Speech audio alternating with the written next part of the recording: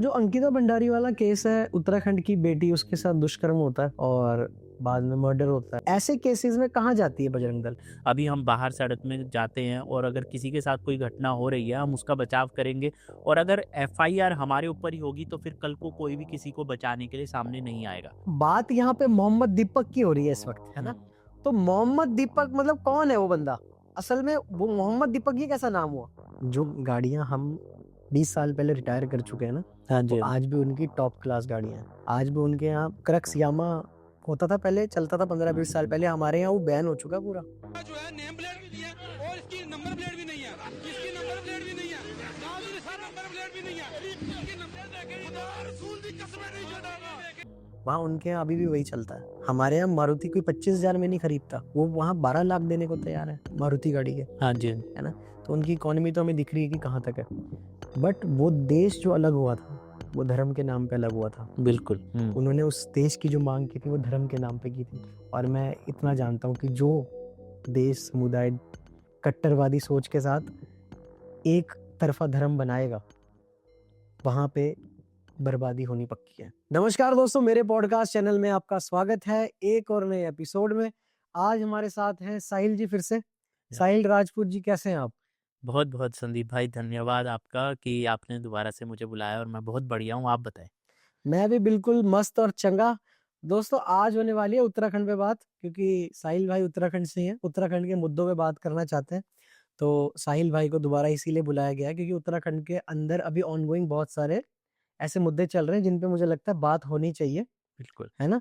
साहिल भाई social activist है और ऐसे मुद्दों पे काम करते रहते हैं, है ना? सोशल वर्क करते रहते हैं। काफी सारी उत्तराखंड की रैलीज में भी जाते हैं और उत्तराखंडी सिनेमा से भी जुड़े हुए हैं, है ना? हाँ जी, हाँ जी। उम्मीद है बहुत अच्छा प्यार देंगे। अब लास्ट टाइम भी आपने साहिल भाई को बहुत प्यार दिया था, है ना? हमारी जो रील्स थी इंस्टाग्राम के ऊपर, हाँ जी, हाँ काफी जी।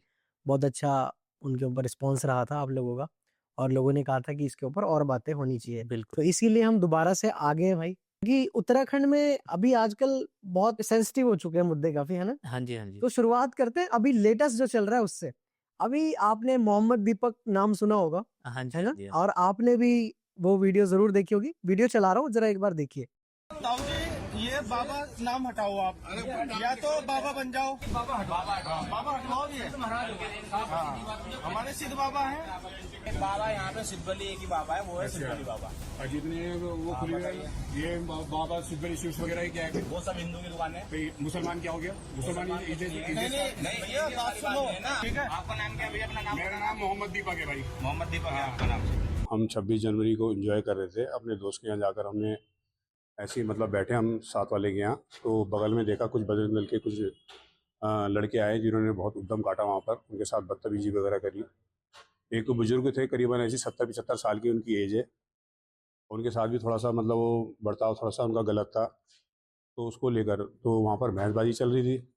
तो हम आकर वहाँ पर खड़े हुए, तो हमने उनसे पूछा भाई नाम क्यों चेंज करना है, क्योंकि वो नाम को लेकर बोल रहे थे कि ये नाम चेंज करो, ये जो बाबा नाम है ये हमारा सिद्धबली बाबा को लेकर नाम आपने रखा हुआ है।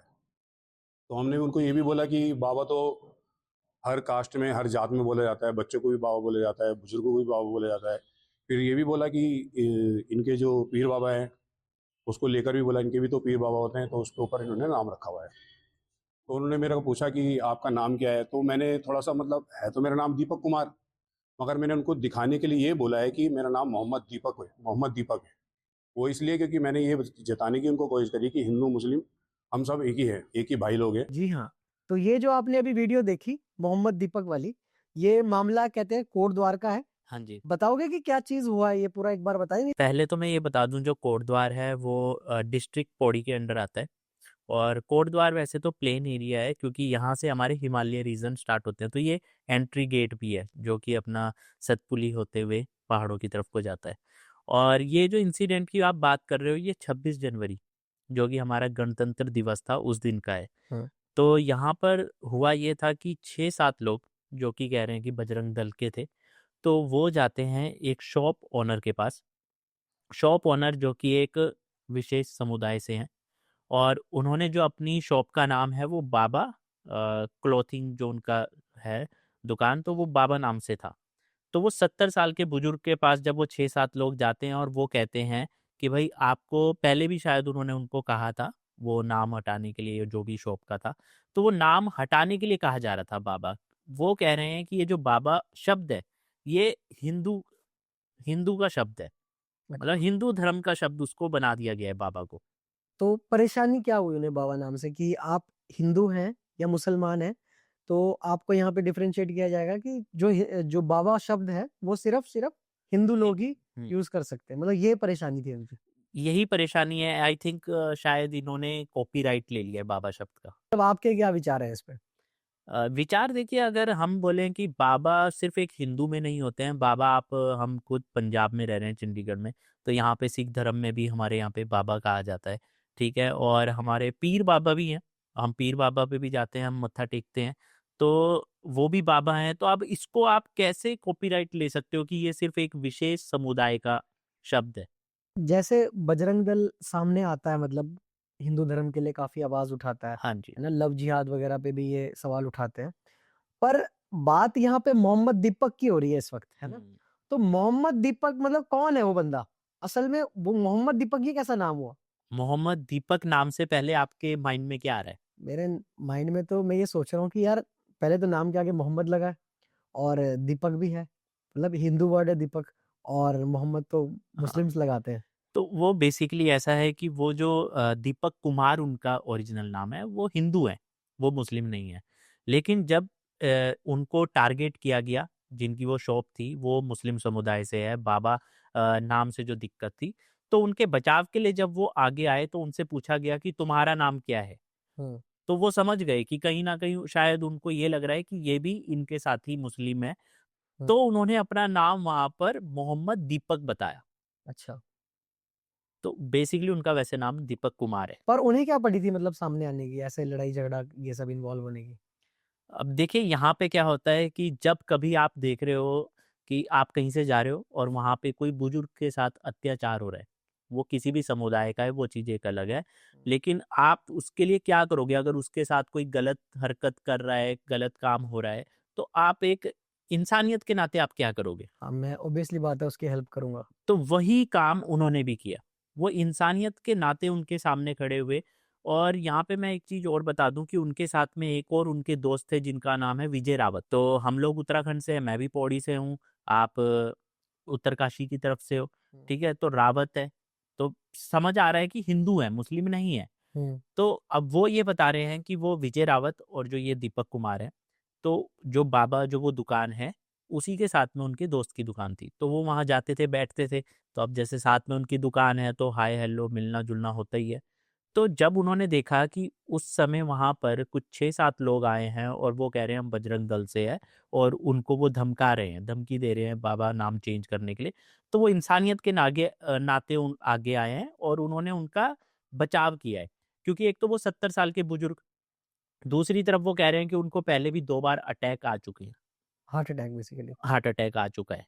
तो अब वो इसीलिए आगे आए हैं कि यार कल को इनके साथ कोई ऐसी चीज़ ना हो जाए, डर जाएँ या उनको अटैक आ जाए, तो वो सिर्फ़ और सिर्फ़ इंसानियत के नाते सामने आए हैं। कहते हैं कि उनपे कुछ एफआईआर वगैरह भी की गई है। हाँ जी, हाँ जी, उनके एफआईआर हुई है, दीपक के नाम पे हुई है, उनके दोस्त के नाम पे हुई है। वो मतलब एक शांति भंग करना या समथिंग ऐसा कुछ उनके ऊपर एफआईआर हुई है, जो कि नहीं होनी चाहिए, क्योंकि उन्होंने तो वहाँ पे सिर्फ़ बचाव किया है। अगर किसी का हम बचाव कर रहे हैं, अभी हम बाहर सड़क में जाते हैं और अगर किसी के साथ कोई घटना हो रही है, हम उसका बचाव करेंगे और अगर एफआईआर हमारे ऊपर ही होगी, तो फिर कल को कोई भी किसी को बचाने के लिए सामने नहीं आएगा।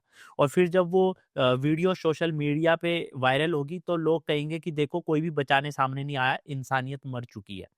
तो इंसानियत को कौन मार रहा है? सिस्टम मार रहा है ना, क्योंकि उनके ऊपर एफआईआर हुई है। तो आपके हिसाब से मतलब यहाँ पे गलत कौन है?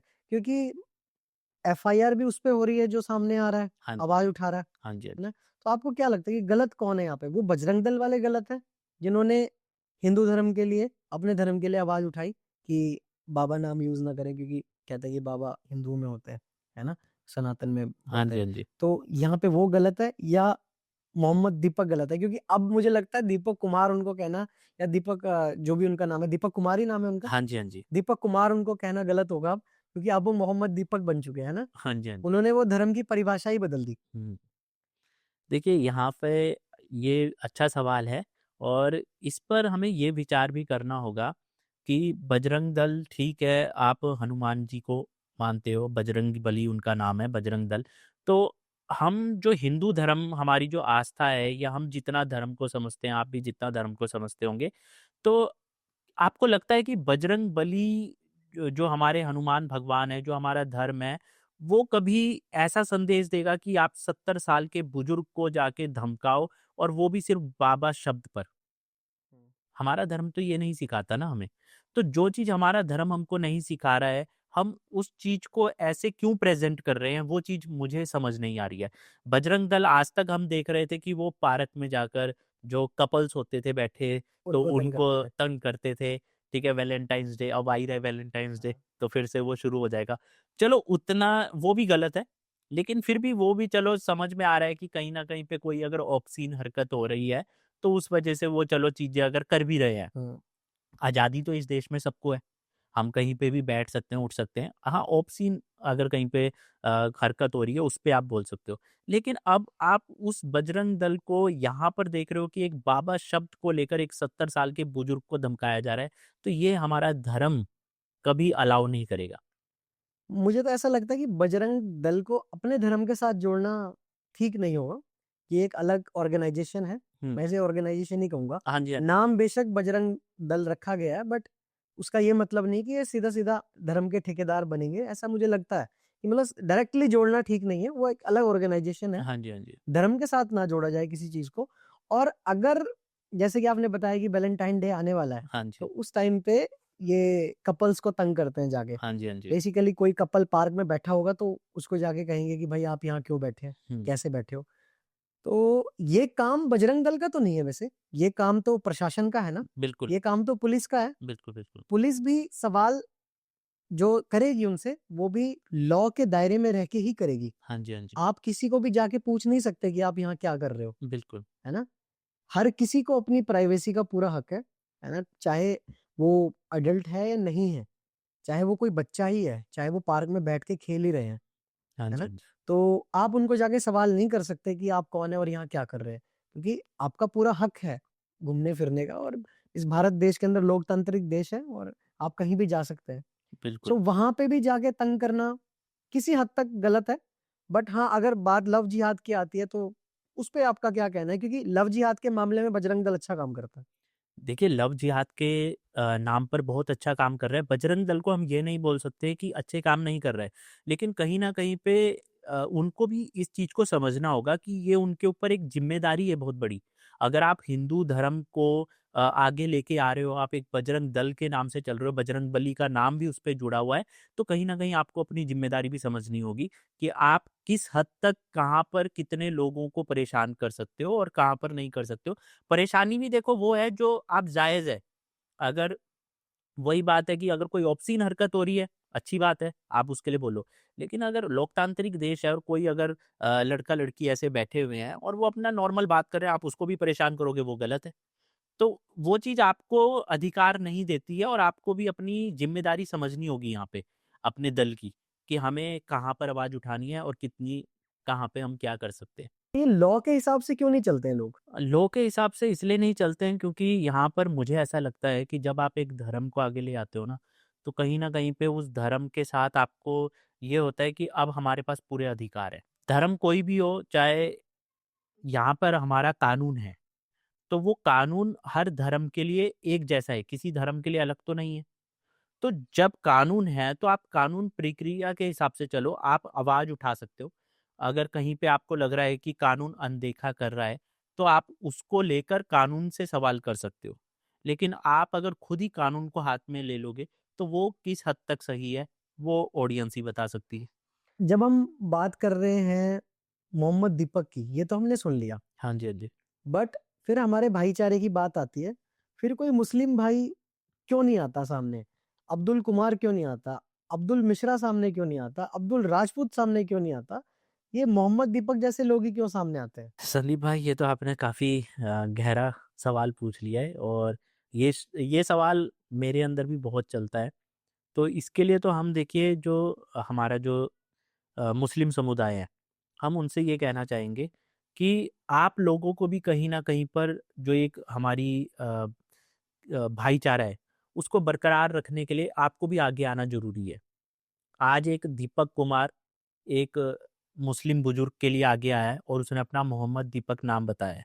तो अगर ऐसी एग्ज़ाम्पल मुस्लिम समुदाय से भी आए कि वो किसी हिंदू के लिए खड़े हुए हैं और उन्होंने ऐसा कुछ किया है, सिर्फ़ नाम से मैं ये नहीं कहूँगा कि अपना नाम बताएँ, पर अगर कहीं न कहीं ऐसे मैसेजेस आएँगे, तो फिर वो भाईचारा बना रहेगा। अभी मैं रिसेंटली एग्ज़ाम्पल मेरे को एक याद आ रहा है, पंजाब में आपने देखा था अभी बाढ़ आई थी।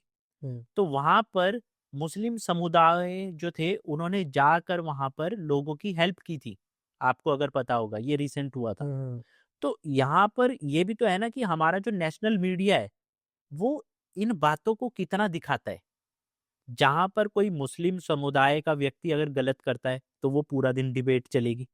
लेकिन जब ऐसी चीज़ें होती है मुस्लिम के द्वारा, तो वहाँ पर उनको भी तो वो दिखाना ज़रूरी है। और फिर दूसरी चीज़ अब मैं एक और आपको एक बात बताता हूँ कि एक बार ये चंडीगढ़ 28 सेक्टर में गुरुद्वारा साहिब है, उसके सामने 28 सी की मार्केट है। वहाँ पर मैं अपने किसी दोस्त के साथ था और वहाँ पर एक लंगर लगा हुआ था जो कि मनसा देवी हमारी जो यहाँ पे माता है मनसा देवी, तो उनकी जो वैन होती है गाड़ी लंगर वो लगा हुआ था। तो हम चले गए, हमने कहा चलो ठीक है, हम भी आज लंगर लगाए तो माता के नाम का लंगर खाते हैं। तो हम जैसे ही वहाँ पे लंगर खाने लगे, तो 3 बच्चे आए। उन संदीप भाई उन 3 बच्चों की उम्र होगी 10-11 साल के आस-पास, इससे ज़्यादा नहीं रही होगी। तो वो 3 बच्चे आए, उन्होंने भूख लगी थी, तो साथ में जो लंगर चल रहा है, हम वहाँ पे लंगर खा रहे हैं, उसके साथ में एक व्यक्ति है, जो कि साइकिल में आपने देखा होगा राजमा-चावल और छोले ये खाने को देते हैं। तो वो उनके पास गए, उनको उन्होंने पैसे दिए और पैसे लेके वो खाना खाया। तो अब ये मेरे मन में एक सवाल उठा कि 10-11 साल का बच्चा है, अगर मैं उसकी जगह होता मैं क्या करता? मैं लंगर का खाना खाता और वो पैसे बचा के उसके चिप्स खाता। तो ये सवाल उठा। तो जब वो बच्चे वहाँ पे खा रहे थे तो मैंने उनसे वैसे ही पूछ लिया, मैंने कहा, "बेटा तुम ये लंगर क्यों नहीं खाया तुमने? तुम मतलब पैसे दे के जो ये खाना खा रहे हो?" तो उन्होंने कहा कि, "नहीं भैया ये हिंदू का लंगर है।" तो बेसिकली वो जो बच्चे थे वो मुस्लिम समुदाय से थे, तीनों बच्चे। तो संदीप जी मैं वहाँ पे शॉक्ड हो गया कि 10-11 साल के बच्चों के अंदर ये जो सोच है, तो कहीं न कहीं ये सोच भी तो ये जो हिंदू मुस्लिम हो रहा है, उसके बीच में एक पत्थर का काम कर रही है। क्योंकि कहीं न कहीं हमारे जो मुस्लिम समुदाय के लोग हैं, तो आपको भी ये चीज़ देखनी होगी कि कहीं न कहीं आप अपने बच्चों को क्या चीज़ बता रहे हो, क्या सिखा रहे हो। देखिए ठीक है, आपका धर्म है, आप अपने धर्म को अपने तरीके से मानिए। हमारा धर्म है, हम अपने धर्म को अपने तरीके से मानेंगे। लेकिन जो इंसानियत है, वो इंसानियत दोनों के बीच में सेम होनी चाहिए।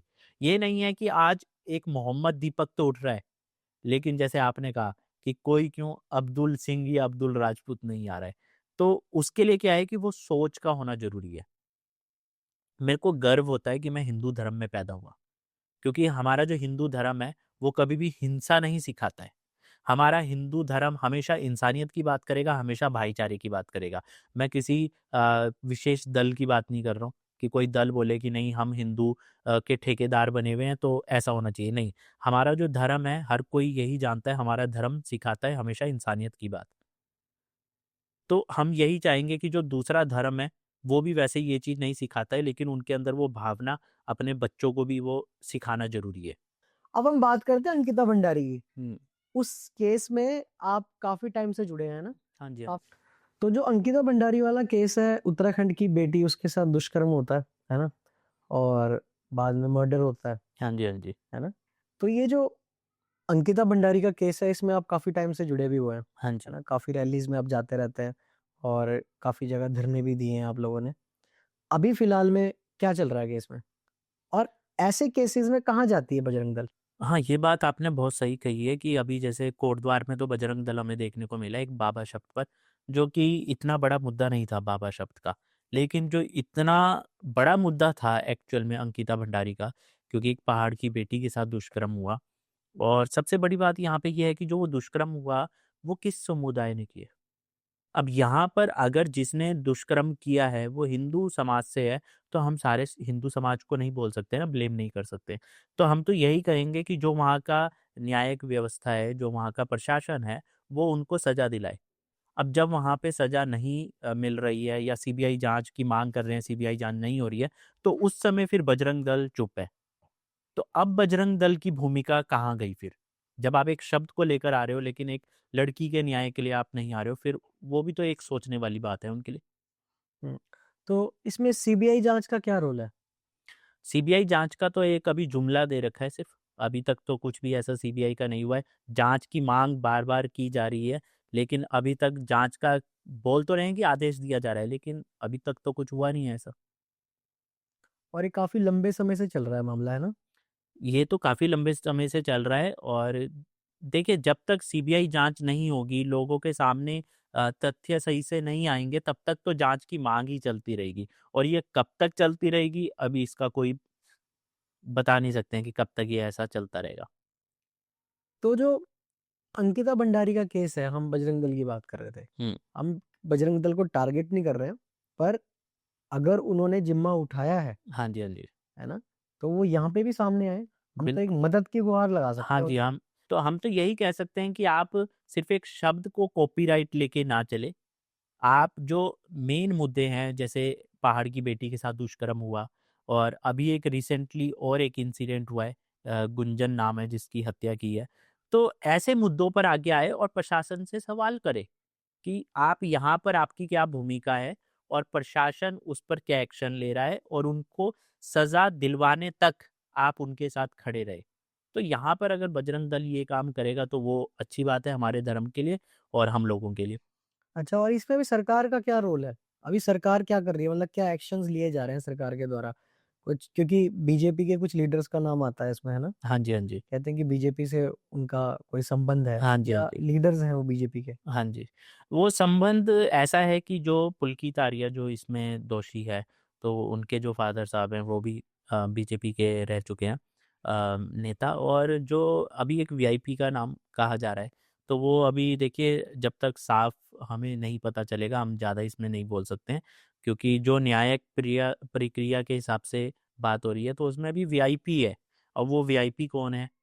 तो उसके लिए अभी तक वही सवाल है और उसी के लिए सीबीआई जांच की मांग की जा रही है बार-बार। जो अंकिता भंडारी के पेरेंट्स हैं, कभी आप उनसे मिले हैं जाकर? हाँ जी, मैं उनके घर गया हूँ और उनसे मैं मिला हूँ, काफ़ी उनसे मेरी बात हुई थी, उनके पिताजी से भी। तो सबसे पहले तो हमारे लिए वो बहुत ही एक दुविधा वाला वक़्त था, क्योंकि हम खुद ही समझ नहीं पा रहे थे कि उनसे हम क्या बात करें। क्योंकि जिन्होंने अपनी बेटी को खोया है और ऐसा घिनौना काम हुआ है, तो उनसे हम मतलब किस मुँह से हम बात करें? हम हिंदू हैं, हमारे समाज की बेटी है, हम खुद उत्तराखंड से हैं, लेकिन कहीं न कहीं हमें ऐसा ना कई बार ऐसा होता है संदीप भाई कि हम लोग ना बहुत अपने आप को कमज़ोर महसूस करते हैं कि हमारे किसी इंसान के साथ अगर कोई चीज़ हो रही है और हमारी कानून व्यवस्था, हमारा प्रदेश, हमारी सरकार और उसको न्याय ना दिला पाएँ, तो हम बहुत कमज़ोर यहाँ पे महसूस करते हैं खुद को। तो वहाँ पर ऐसे संघ आगे आएँ और जो लोग अपने आप को कमज़ोर महसूस कर रहे हैं, उनको मजबूती दें।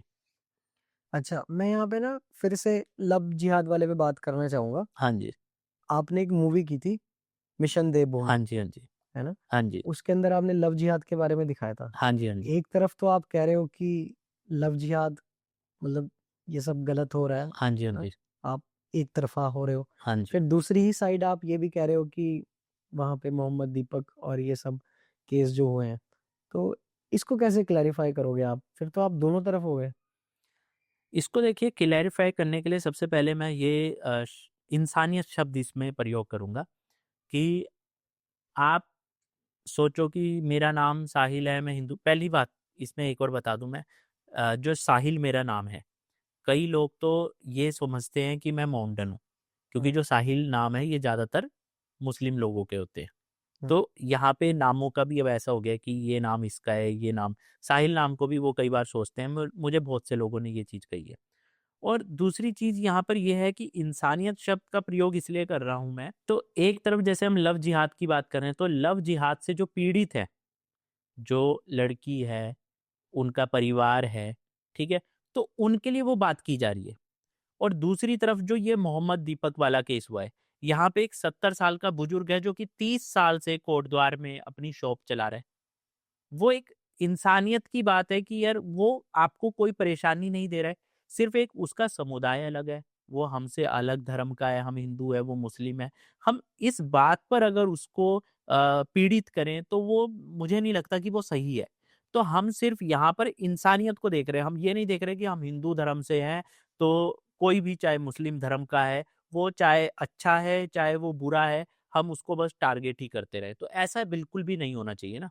मिशन देवभूमि के बारे में बात करते हैं। हाँ जी। आपने वो एक एक तरफ़ा जवाब तो आपने दिया, इंसानियत की बात की, हाँ जी। पर बात करते हैं मिशन देवभूमि की। उसके अंदर आप दिखाते हैं कि कैसे लव जिहाद होता है। नाम बदल कर एक लड़का जो भी दूसरे समुदाय से है, हाँ जी, हाँ जी। हिंदू जो बेटियाँ हैं उनको मतलब टारगेट करते हैं वो लोग, है ना? हाँ जी, फिर हाँ जी। उनका धर्म परिवर्तन करवाते हैं। सो आपकी कैसी सोच है वो कि एक तरफ आप मूवी भी बना रहे हैं वैसे वाली? उस सोच के बारे में मुझे बताइए कि वो जो आपकी मूवी थी, क्या सोच के आपने उसमें वो रोल किया था? मतलब उस मूवी के पीछे सोच ये थी कि वो रियलिटी है जो कि उत्तराखंड में आए दिन न्यूज़ में आता है। इवन उत्तराखंड में ही नहीं, हमारे पूरे अगर आप देश में देखें तो आपको बहुत जगह पे ऐसे लव जिहाद के किस्से देखने को मिलते हैं। हुँ, जहाँ पर होता ये है कि एक समुदाय का व्यक्ति है जो कि अपना धर्म, अपना नाम मतलब अपनी आइडेंटिटी छुपा रहे हो और आप दूसरे धर्म की आइडेंटिटी ले रहे हो। हिंदू धर्म का आप नाम ले रहे हो और आप अपने आप को हिंदू दिखा रहे हो और फिर उसके बाद आप एक लड़की को अप्रोच करते हो। वो सोचती है कि ये हिंदू है, वो आपके प्यार के झांसे में फँसती है। उसके बाद आप उसको फिर शादी कर लेते हो या जो भी है उसको ले जाते हो। तो कहीं न कहीं आप अपनी जो आइडेंटिटी छुपा रहे हो, वो आप एक क्राइम कर रहे हो। क्योंकि आप सीधे तौर पे आप उसके साथ धोखा कर रहे हो वो चीज़। तो ये जो फ़िल्म का जो कॉन्सेप्ट था वो इसीलिए था। जी ये लव जिहाद चल रहा है कि आने वाली जो पीढ़ी है, जो बच्चे हैं, उनको ये चीज़ समझ में आए कि आप जिस लड़के से बात कर रहे हो, वो आपको जो भी अपनी आइडेंटिटी बता रहा है, उसको पहले आप 100% श्योर करो कि क्या वो व्यक्ति वो धर्म से, उस नाम से है, एक्ज़िस्ट करता है या नहीं करता है। तो वो रियलिटी के ऊपर फ़िल्म बनी है और वो रियलिटी दिखाना लोगों को वो हमारा धर्म है। मैं इसको धर्म बोलूँगा। हुँ। दूसरे समुदाय के लोग कहते हैं कि उत्तराखंड के अंदर एन्क्रोचमेंट कर रहे हैं, हाँ है जी, ना? हाँ जी। जिसको डेमोग्राफिक चेंज भी लोग कह रहे हैं कि हाँ, हो रहा है उत्तराखंड के अंदर। हाँ जी, हाँ जी। दूसरे समुदाय के लोग ज़्यादा बढ़ते जा रहे हैं, हुँ। है ना? और जो हमारे लोग हैं बेसिकली जो पहाड़ी लोग हैं, वो तो वहाँ पे अब रहे ही नहीं हैं, वो पलायन करके दूसरे-दूसरे शहरों में जा चुके हैं। हाँ जी, हाँ जी। इसके बारे में क्या ख़्याल है आपका? देखिए डेमोग्राफिक चेंज की बात हमारी सरकार कर रही है, लेकिन अब इसमें ये है कि हमारी सरकार बात तो कर रही है, पूरे एक्शन क्या ले रही है? क्योंकि आप और मैं भी हम भी उत्तराखंड से हैं, लेकिन हम यहाँ बैठे हैं, आज चंडीगढ़ में बैठे हैं। क्यों बैठे हैं? क्योंकि हम पलायन करके आ गए। अब जब पलायन करके आ गए हैं, उसके पीछे फिर आप जब पूरी एक जड़ खोदने निकलोगे तो आपको पता लगेगा कि वहाँ पे स्वास्थ्य सुविधाएँ नहीं थी, शिक्षा की सुविधाएँ नहीं थी, वहाँ पे रोज़गार नहीं था इसलिए पलायन करके आ गए। अब जब हम लोग यहाँ पलायन करके आ गए, तो जो दूसरा समुदाय है, उसको वहाँ पे अपॉर्च्युनिटी दिखी। और वो वहाँ पर अब धीरे-धीरे करके बस रहे हैं। अब एक गया, वो अपने साथ दूसरे को ले गया, फिर और भी ऐसे चलते गए। तो इसीलिए डेमोग्राफिक चेंज उत्तराखंड में बहुत हद तक हो चुका है। तो मैं आपसे पर्सनली ये सवाल करना चाहूँगा, क्या आपको लगता है कि ये गलत है? देखिए बिल और गलत है तो क्यों है? देखिए गलत इसलिए पहले तो इसमें हम ये समझने की कोशिश करते हैं कि जो ये हमारा देश है, इस देश में कहीं पर भी कोई ऐसा कानून नहीं है कि मैं किसी भी स्टेट का रहने वाला हूँ, तो मैं दूसरी स्टेट में नहीं रह सकता हूँ। ठीक है? तो अगर यहाँ पर दूसरा समुदाय उत्तराखंड में जाके रह रहा है, तो वो कानूनी प्रक्रिया से तो वो गलत नहीं है।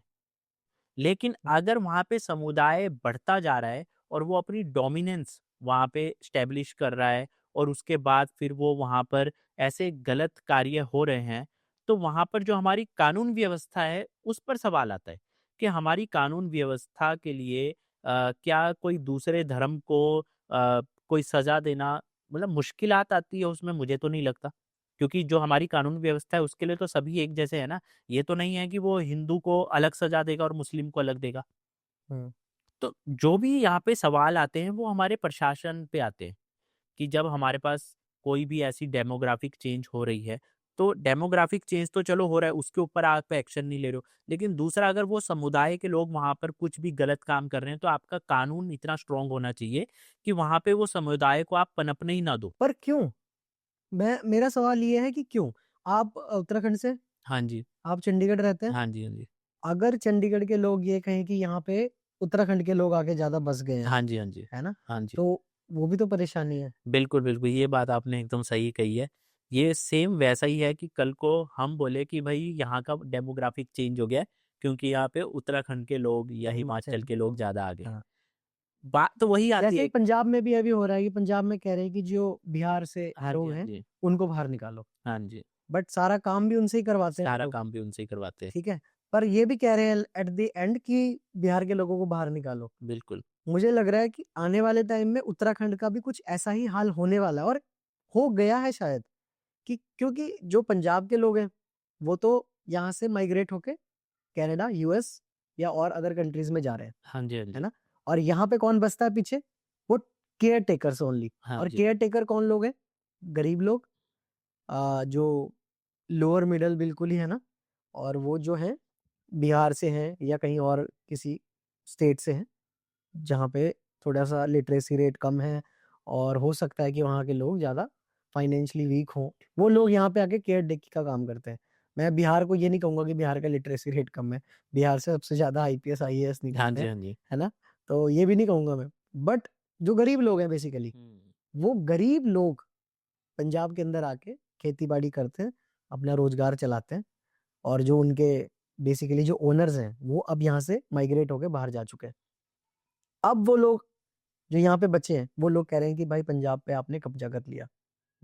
बेसिकली जो वर्ड यूज़ करते हैं कि बिहारियों ने पंजाब पे कब्जा कर लिया। हुँ। यही ये सच्चाई है हाँ जी, हाँ जी। और इस पे कितना बहस-बसाई होती है ना?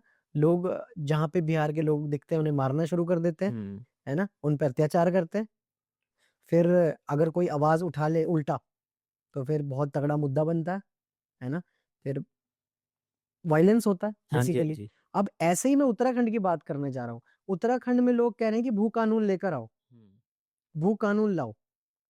भाई क्यों लाओ भू कानून? मेरा सवाल ये है कि आप बाहर कहीं जाओगे और आपको बोले कि आप यहाँ पे अब जगह नहीं ले सकते हाँ कि जी, हाँ आप जी। दूसरी स्टेट से हैं। हुँ। समुदाय अलग कर दिया, मान लो कि हिंदू है तो हिंदू ले सकता है या सिख है तो सिख ले सकता है या क्रिश्चियन है तो क्रिश्चियन, है ना? या फिर मुस्लिम है तो वो। हाँ जी, हाँ पर जी। यहाँ पे समुदाय तो चलो, पहले मैं आपसे सवाल करना चाहूँगा, जो समुदाय वर्ड है, आप उसको किस तरीके से इलैबोरेट करेंगे?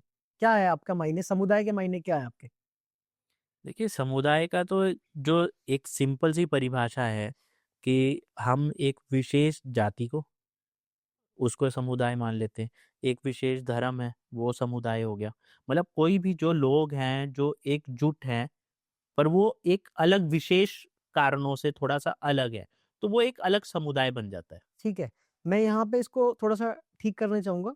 समुदाय की बजाय हम ये कह सकते हैं कि जो दूसरे धर्म के लोग हैं, हुँ। बेसिकली यही मुद्दा है ना? हाँ जी, हाँ जी। मुद्दा तो दूसरे धर्म के लोगों से है। हाँ जी, हाँ जी। बट आप जो भू कानून बना रहे हैं, जिसकी आप माँग कर रहे हैं, वो आप माँग कर रहे हैं कि और जितने बाहर के लोग भी हैं, मतलब हुँ। ऑल ओवर इंडिया के अंदर, जो दूसरे धर्म के नहीं भी हैं, उत्तराखंड में हिंदू रहते हैं, हाँ जी, हाँ जी। कहते हैं कि ज़्यादा जो वहाँ पे हैं लोग, हाँ जी, हाँ जी। मेजॉरिटी हिंदू ही हिंदू है। है ना?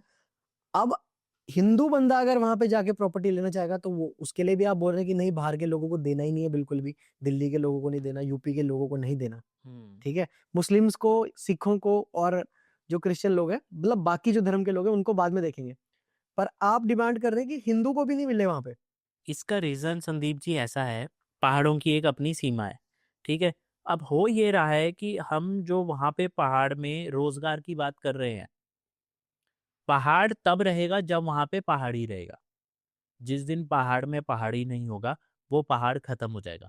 क्योंकि आप देखिए, आप अपने घर को जितना साफ और जितना उसको एक अच्छे तरीके से उसकी देख-रेख करोगे, वो कोई दूसरा व्यक्ति नहीं कर सकता है।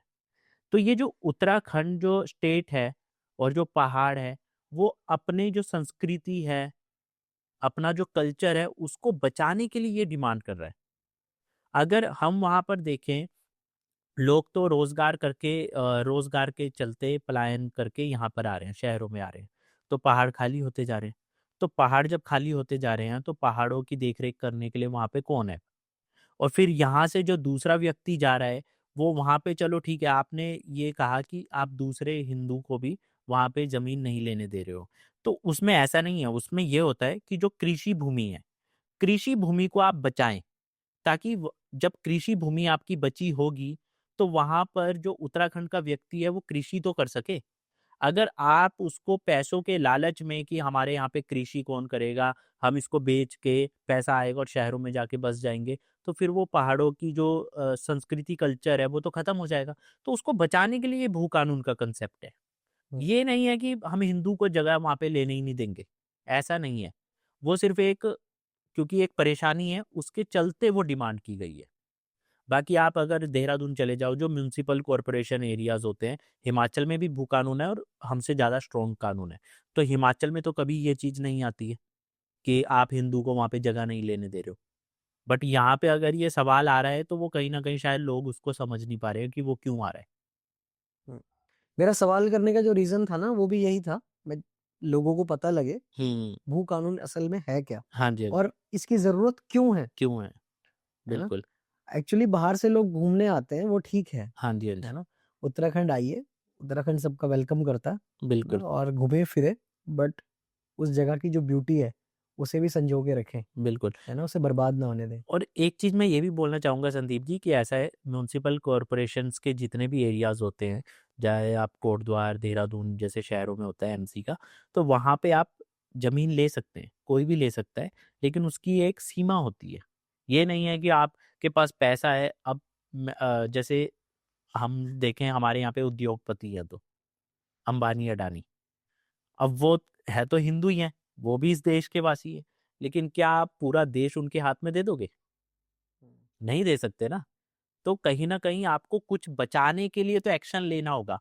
तो वही उत्तराखंड को बचाने के लिए वो एक्शन लिया जा रहा है। और वहाँ पर भी बहुत हम देखते हैं कि डेमोग्राफिक चेंज इसलिए भी हो रहा है, क्योंकि वहाँ पे भू कानून स्ट्रॉन्ग नहीं है। लोग वहाँ पे ज़मीन लिए जा रहे हैं, लिए जा रहे हैं। तो जब आपको एक तरफ से सस्ते में ज़मीन मिल रही है, आप दिल्ली के कोई उद्योगपति हैं या आप एक अच्छी कंपनी में थे, आपके पास पैसा बहुत ज़्यादा है, तो आप जाके पहाड़ों में ज़मीनें खरीद रहे हो, तो डेमोग्राफिक चेंज होना भी ऑब्वियसली है फिर।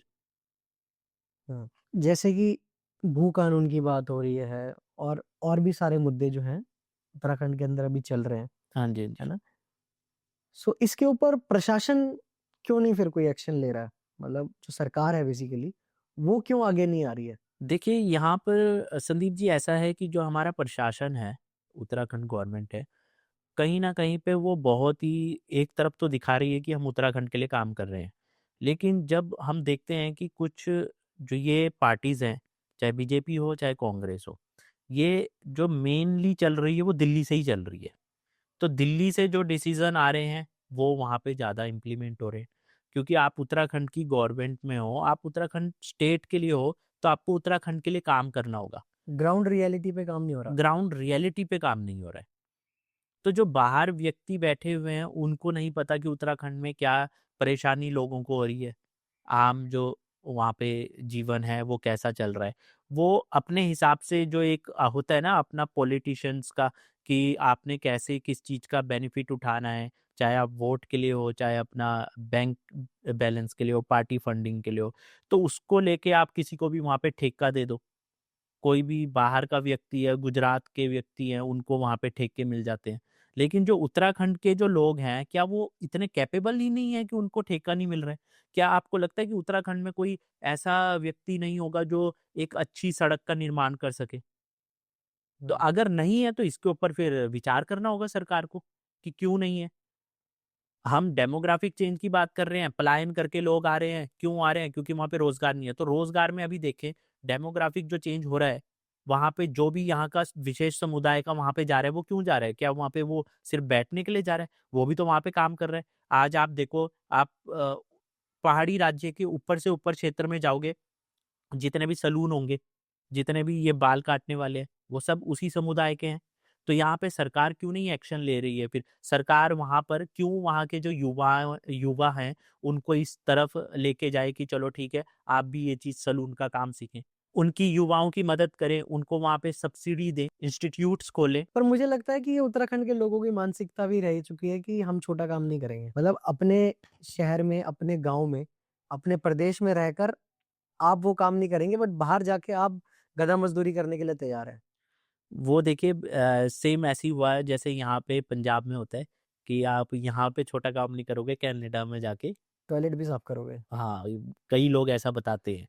तो वो ये सच्चाई है। वो मेंटालिटी हर किसी की है। लेकिन अभी हम देखें कि उत्तराखंड में ऐसा नहीं है कि वहाँ पर हर व्यक्ति यही सोच रहा है कि मैं छोटा काम नहीं करूँगा। वहाँ पे एक उत्तराखंड का व्यक्ति छोटा काम भी कर रहा है।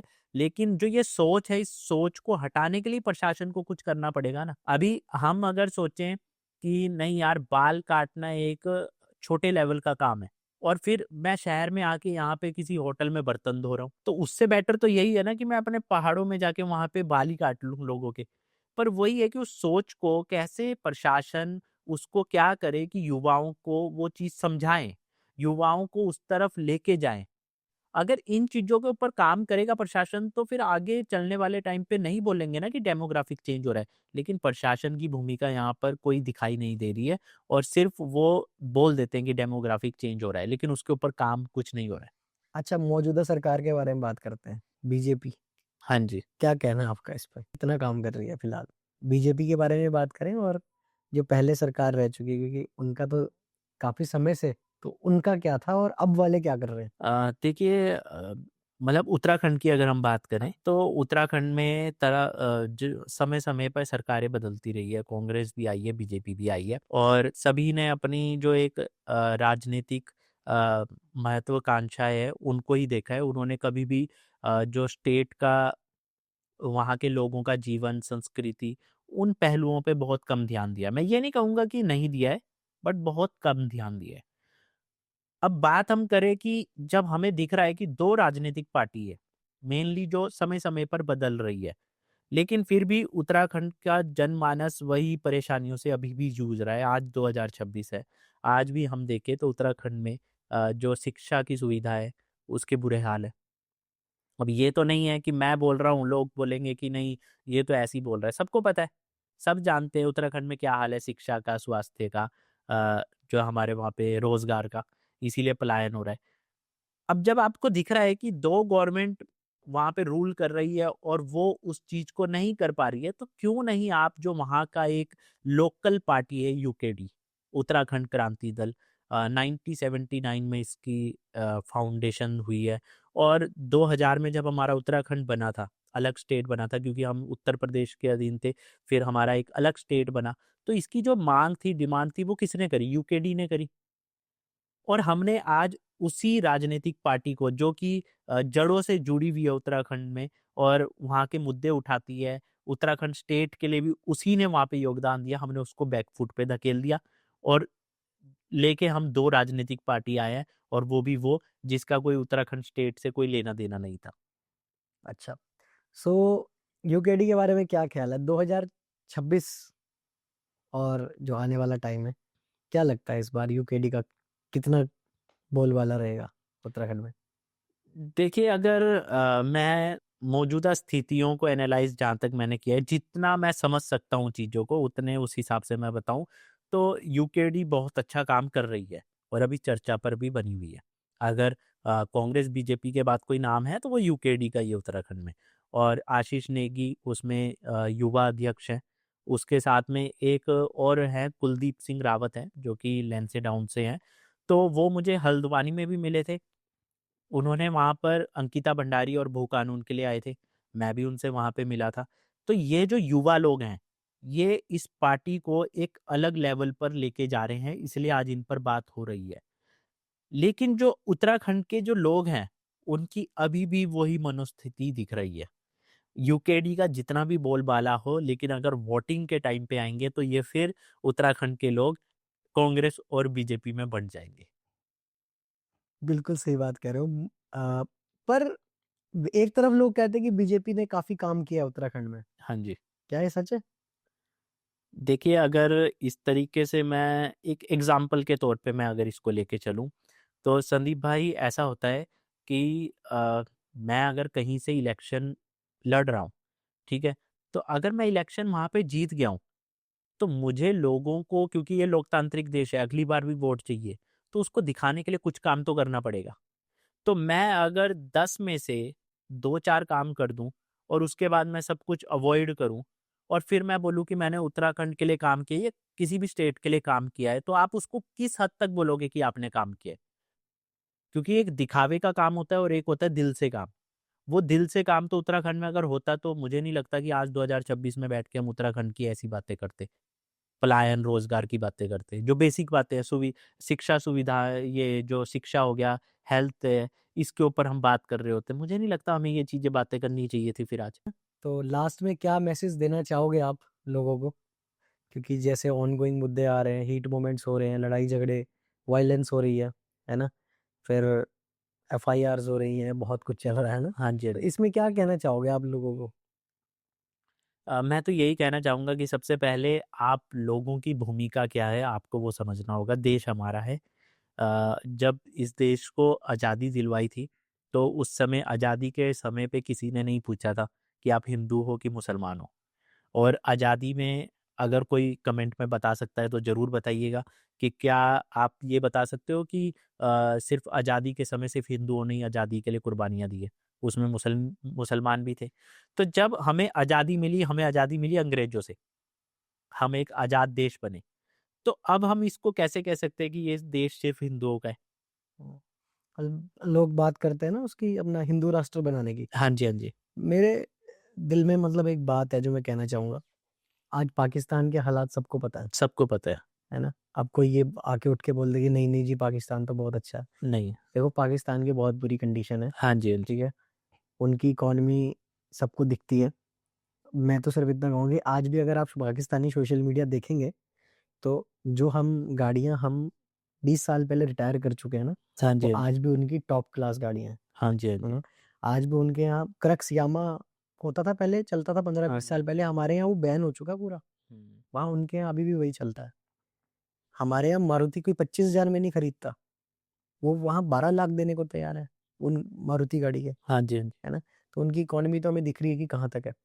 बट वो देश जो अलग हुआ था, वो धर्म के नाम पे अलग हुआ था, बिल्कुल। है ना? हुँ। उन्होंने उस देश की जो माँग की थी, वो धर्म के नाम पे की थी।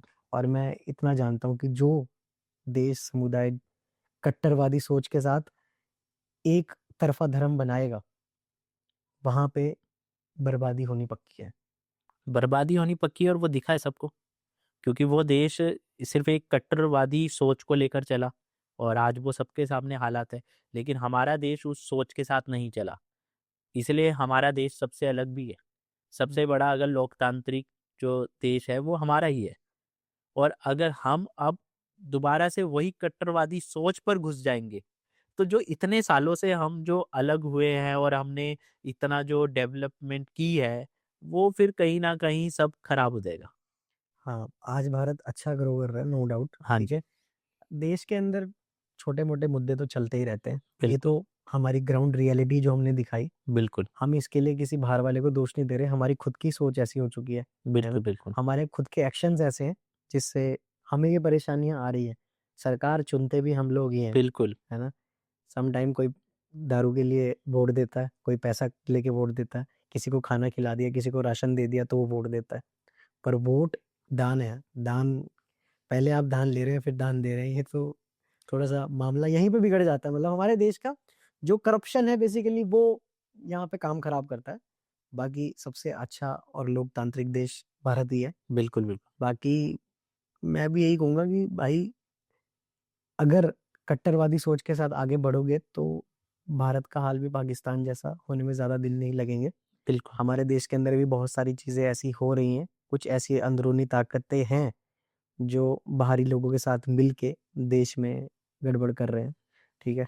बट उन सब से हट के इंसानियत रखें और कट्टरवादी सोच बीच में ना लाएँ। ना मैं मुस्लिम भाइयों को भी यही कहना चाहूँगा कि मुस्लिम भाई भी ना लेकर आएँ और जो हमारे हिंदू भाई हैं वो तो इस चीज़ से दूर ही रहें तो अच्छा है ना? क्योंकि अगर ये हुआ तो हमारे देश को बर्बाद होने से कोई नहीं बचा सकता। और हिस्ट्री गवाह है, आप पाकिस्तान की बात छोड़ दीजिए, और भी देश जिसने भी कट्टरवादी सोच के साथ अपने देश को आगे बढ़ाया, वो देश बर्बाद ही हुआ है। आप हिस्ट्री उठा के देख लीजिएगा, जहाँ जहाँ ज्यादा धर्म को लेकर कानून और व्यवस्थाएं बनाई गई, वो बर्बाद हो गया लास्ट में। बिल्कुल संदीप जी। यहाँ पे संदीप जी ये भी है कि जितना भी हमारा समुदाय है और मुस्लिम जो हमारे भाई लोग हैं, तो हम उनसे यही अपील कर रहे हैं बार बार कि कहीं पर भी अगर ऐसी चीज़ें होती है, सिर्फ उनसे ही अपील नहीं कर रहे हैं, हम हिंदू समाज के लोग जो हमारे भाई हैं उनसे भी यही बोलेंगे कि जहाँ पर भी धर्म की बात आती है, धर्म के मुद्दे को कभी भी राजनीतिकरण नहीं देना चाहिए। क्योंकि ये जो देश है, इस देश की खूबसूरती यही है कि हम जुट होकर चलते हैं। हम देखिए सब कुछ सेलिब्रेट करते हैं। हम दिवाली भी मनाते हैं, हम ईद। हम ईद भी मनाते हैं, ठीक है? हमारे यहाँ पे ऐसा तो नहीं है कि इंडिया में सिर्फ़ हिंदू विशेष धर्म का ही ध्यान रखा जाता है, हर एक धर्म का ध्यान रखा जाता है। क्रिसमस डे पे छुट्टी देते हैं लोग। क्रिसमस डे पर छुट्टी मिलती है, ठीक है? और क्रिसमस डे को भी बहुत अच्छे से सेलिब्रेट किया जाता है। हमारे हिंदुस्तान में चर्च भी हैं, हमारे हिंदुस्तान में मस्जिद भी है, मंदिर भी है, तो यही तो सुंदरता है। और बाहर से कोई व्यक्ति आता है, कोई भी जो फ़ॉरेनर है, वो यही देख के इम्प्रेस होता है। लेकिन हम उसी चीज़ को एक कट्टरवादी सोच के चलते अगर खराब कर देंगे, तो वो हमारा ही नुकसान है। वो किसी और का नुकसान नहीं है, वो हमारा खुद का नुकसान है। बिल्कुल। तो पॉडकास्ट काफ़ी लंबा हो गया, है ना? और काफ़ी डिस्कशन आज हो चुकी है मुझे लगता है, और लोगों जो हमारी वीडियो देख रहे हैं, अगर उनको पसंद आई है तो भाई लाइक शेयर ज़रूर कर दें। साहिल भाई का इंस्टाग्राम हैंडल आपको डिस्क्रिप्शन में मिल जाएगा, साहिल भाई को भी आप फॉलो कर सकते हैं, और वहाँ से आप देख सकते हैं कि साहिल भाई मतलब कैसे सोशली एक्टिव हैं, है ना? कैसे काम करते हैं, और उत्तराखंड के लिए काफ़ी जगह ये आवाज़ भी उठाते हैं और रैलीज़ में भी जाते रहते हैं। तो साहिल भाई, थैंक यू सो मच यार, आप आए हमारे एपिसोड में, आपने बहुत काफ़ी वैल्यूएबल इन्फॉर्मेशन यहाँ पे दी, और मुझे लगता है, उम्मीद है लोगों को पसंद भी आया होगा। लास्ट टाइम तो बहुत प्यार दिया था, देखते हैं इस बार क्या मिलता है। लास्ट टाइम लोगों ने कमेंट में बहुत प्यार दिया था, हाँ। चाहे भले वो थोड़ा नेगेटिव था, गालियाँ पड़ी थी उसमें हमें बहुत, पर कोई बात नहीं। देखिए, अगर हम देश के लिए बात कर रहे हैं, हम अपने लोगों के लिए बात कर रहे हैं, तो कहते हैं ना, जो चलता है वही गिरता भी है। अगर बैठे रहेंगे तो कहाँ से गिरेंगे? तो हम चल रहे हैं, हम अपना काम कर रहे हैं, लोग जितना मर्ज़ी बोले, भला बोले, बुरा बोले, लेकिन हमें पता है कि हम एक अच्छा काम कर रहे हैं, हम लोगों को अच्छी चीज़ बता रहे हैं।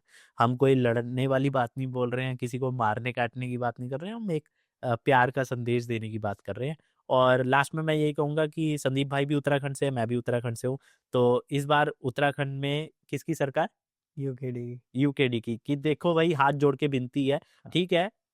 मैं ये कहूँगा, देखिए, प्लीज़ इस बात को समझना कि आप सबसे पहले उत्तराखंडी हो, चाहे आप बीजेपी के सपोर्टर हो, चाहे आप कांग्रेस के सपोर्टर हो, वो पार्टीज़ हैं, उत्तराखंड नहीं है, ठीक है? आप उत्तराखंडी हो, आपने एक समय पे कांग्रेस को भी मौका दे दिया, बीजेपी को भी दे दिया, लेकिन एक उस पार्टी को भी मौका दे दो जिसकी वजह से उत्तराखंड बना है। हम कोई यूकेडी सपोर्टर्स नहीं है, ऐसी बात नहीं है कि हम यूकेडी को सपोर्ट करते हैं, बट बिल्कुल भी हम नहीं। चाहते हैं कि एक बार मौका तो दें। बिल्कुल। एक बार आप मौका दे के तो देखो, क्या पता कुछ चेंज हो जाए। नहीं होगा तो भाई फिर फिर 5 साल बाद इलेक्शन 5 हो साल जाए। बाद इलेक्शन नहीं है, हाँ। इतने साल देख लिया तो 5 साल और सही। और क्या, 5 साल बाद फिर आप चेंज कर देना। पर इतना है कि जब वो आएँगे तो कुछ ना कुछ तो चेंज करके देंगे। हाँ, ये बात पक्की है, ये मुझसे लिख के ले लो आप। क्योंकि जब भी कोई पार्टी आती है, आपकी भी पार्टी आएगी, तो आप कुछ भी तो करोगे। सोचोगे, कुछ तो चेंज करोगे ना आप। क्योंकि आप भई कुछ ना कुछ तो करोगे, 2 में से 1 तो करोगे काम, तो कुछ चेंज तो होगा। और ये डर भी होना चाहिए सरकार के अंदर कि भाई ये काम नहीं किया तो अगले साल पता लगा अगली बार सरकार ही नहीं आएगी। बिल्कुल, जब कॉम्पिटिशन हो जाएगा ना, हाँ। क्योंकि अभी तक 2 ही कॉम्पिटिशन चल रहे हैं, कांग्रेस और बीजेपी, और जैसे ही अब तीसरी यूकेडी आ जाएगी, तो कांग्रेस के लिए भी कॉम्पिटिशन और बीजेपी के लिए भी कॉम्पिटिशन हो गया है कि अब हम और बेटर करेंगे, नहीं तो फिर ये दोबारा यूकेडी को ले आएँगे। तो इस बात को प्लीज़ समझिए हमारे उत्तराखंड के लोग, आपसे मैं हाथ जोड़ के विनती करूँगा कि इस बार एक बार तो दे दो मौका यूकेडी को। बिल्कुल भाई। ठीक है दोस्तों, मिलते हैं किसी और एपिसोड में, तब तक के लिए बाय बाय। जय भारत, जय उत्तराखंड। जय उत्तराखंड।